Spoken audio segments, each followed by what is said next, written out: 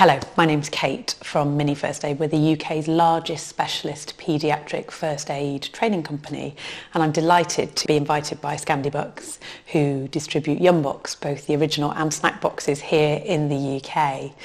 Now, 7 out of 10 parents tell us that choking is their biggest fear.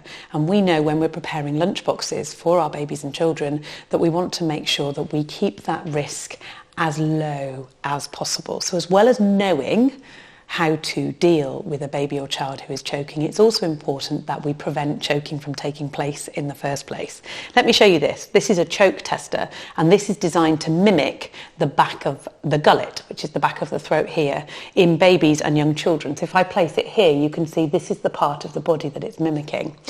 This will show you that anything that can fit or be squished in here is a choking risk to babies and young children, and it's surprisingly large, which means that potentially when we're giving children things to eat, whether we're baby-led weaning or perhaps we've moved on to packed lunches for our babies and children, that actually having anything that could fit in here potentially could be a choking risk. So how do we respond to that? So if I show you here, these are foods that perhaps I would typically prepare or put into a bento box, but I just want to show you where there is some issue or some choking risk with the shapes and the sizes that these have been prepared in. Let's show you banana, everybody's favourite snack, and it's brilliant when baby-led weaning because it's really squishable, malleable and mashable for babies. But look at that. Can you see the disc fits perfectly into my choke tester?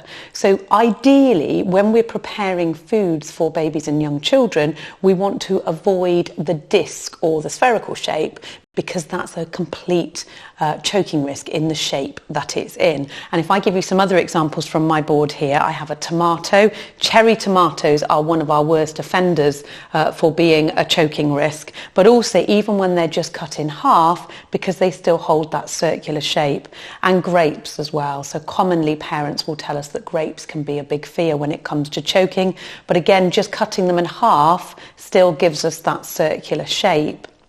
We might think about, or we might have been led to believe, that chopping things into very small pieces could potentially be your best way forward when preparing foods for babies and young children. And actually, because they fit very easily into my choke tester, they actually can have an increased risk of choking. So let me show you over to my suggested way of preparing the same foods but for your child's bento box. Can you see here that I have a stick of cheese, so rather than smaller cubes, and can you see that that's larger than my choke tester? So if I'm opting for baby-led weaning, I want my baby, look at the size of their fist. You want food ideally to be presented in larger than the size of their fist, because it means that they can get hold of it and hold on to it. It's larger than our choke tester, and it means that they can nibble it, and we can teach them by mimicking us to mash using their gums and move that around their mouth. Look here,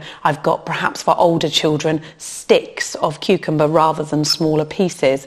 And remember that I talked about the grapes. You can see here that yes, I've still got grapes, and yes, they are something that would fit into our choke tester, but the key thing is here is the way that they've been prepared. So these pieces of grapes are in quarters rather than in that half that you'd been shown previously, because I want to be able to give my children grapes, but if I give them to them in a format where they are that sort of longer shape, cut into quarters, should they get trapped, they are more of an aerodynamic shape than that circular blockage type shape. So think about cutting those items, grapes and olives. I've got cherry tomatoes, all in that long thin piece. I've got a long thin piece here, a beautiful yellow, really sweet cherry tomato there, but it's in that quartered shape, which is much better.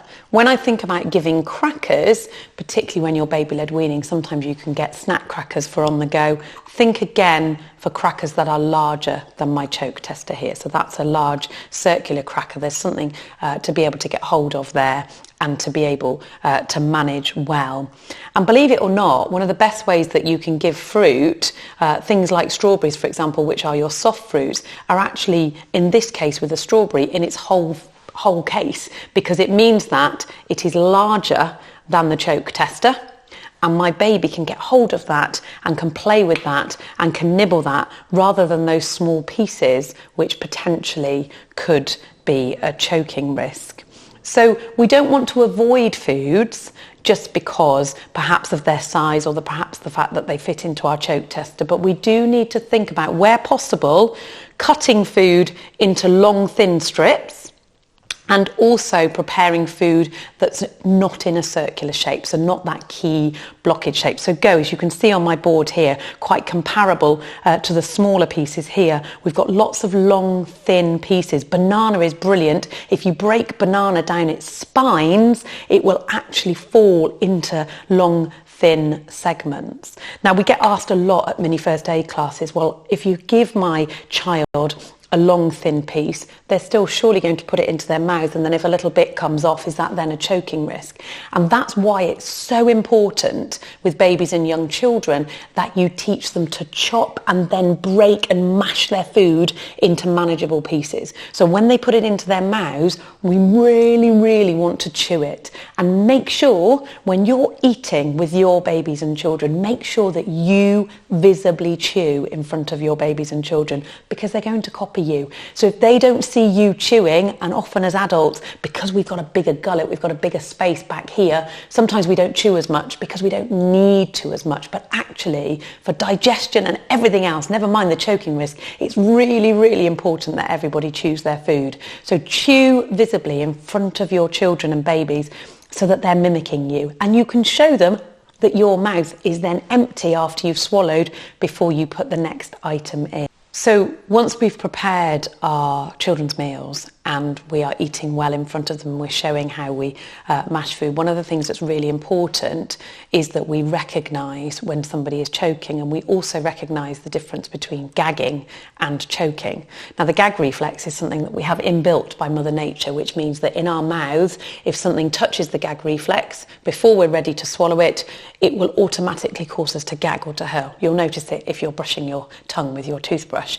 And in very young babies, that gag reflex is a little bit further forward, which means that actually babies gag quite a lot. And you might notice that with your baby, that they're popping things or toys into their mouths, and actually it's causing them to gag. And that's a very natural thing. Gagging, coughing, spluttering are all the natural reflex to prevent choking. So although sometimes it can be quite painful to watch, or perhaps a little bit anxious or anxiety causing, actually a baby or child who is gagging is actually okay. You just need to keep an eye on them to make sure that then doesn't result in choking. But a baby who is gagging is basically learning how things are going to work and how they need to prepare their food for swallowing it. However, a baby or child who is choking is silent. There won't be that noisy coughing and spluttering.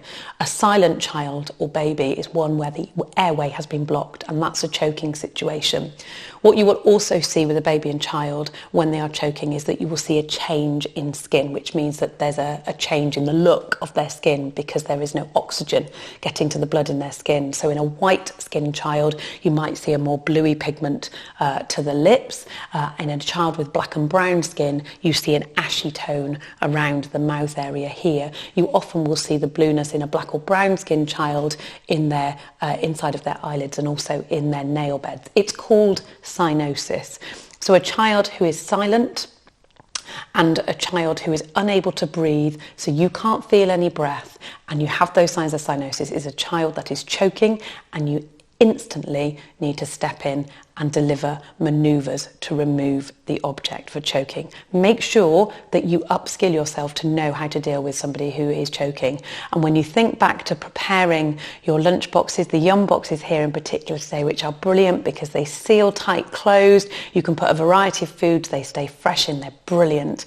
And if you are looking to put together a healthy and safe to eat meal, think about the sizing and the preparation of foods to keep your choking risk to an absolute minimum.